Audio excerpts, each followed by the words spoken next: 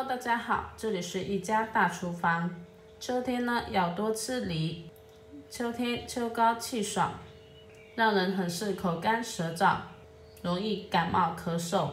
那么今天呢，我就来给大家分享一道蒸梨的做法，老人小孩吃了身体好，提高免疫力，滋养润肺，预防感冒咳嗽。大家跟着视频一起来看一下吧。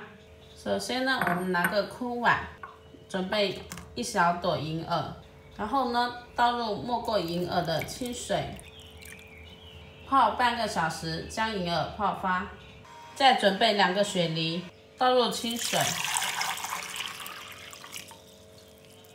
然后在手心上倒一勺食用盐，拿到手心上，用食用盐搓洗表皮干净。用盐给梨的表面进行搓洗呢，可以有效的去除农药残留，还可以进行简单的消毒杀菌。搓洗好后呢，再加多一点清水，没过雪梨，给它浸泡10分钟。我们再来准备几颗红枣，放入碗中，几颗枸杞也放入碗中。倒入适量的清水，将红枣和枸杞清洗干净。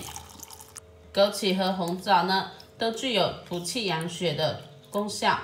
平时呢，炖汤煮菜也可以放一点，或者是单吃也可以多吃一点。红枣洗净以后呢，我们将红枣切开，去掉枣核。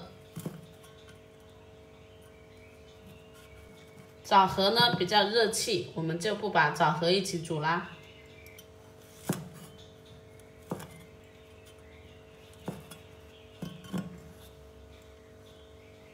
好，我们去完枣核以后呢，把它切成枣粒，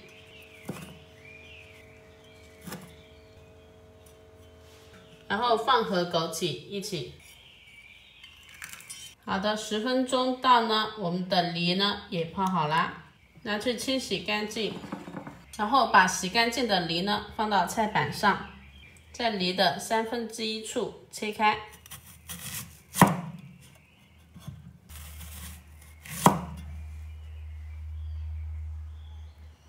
切开的部分呢不要扔，放到一旁备用。然后我们找一个长一点的勺子，把梨心挖掉。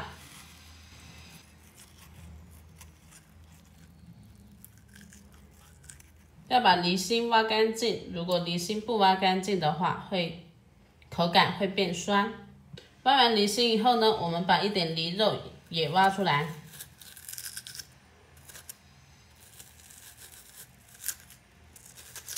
梨肉呢，直接放在底部。然后呢，我们把另外一个梨也挖成这样。好，梨心挖好，我们挖梨肉。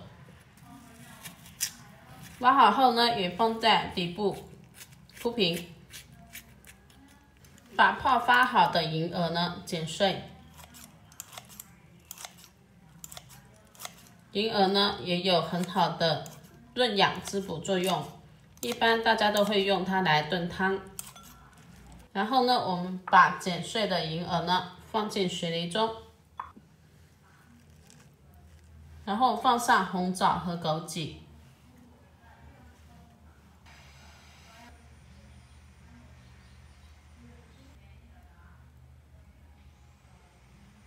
再放上2粒冰糖，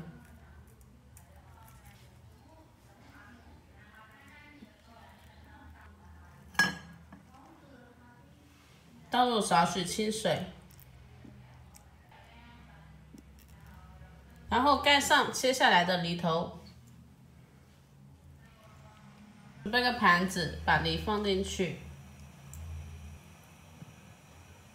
起蒸锅。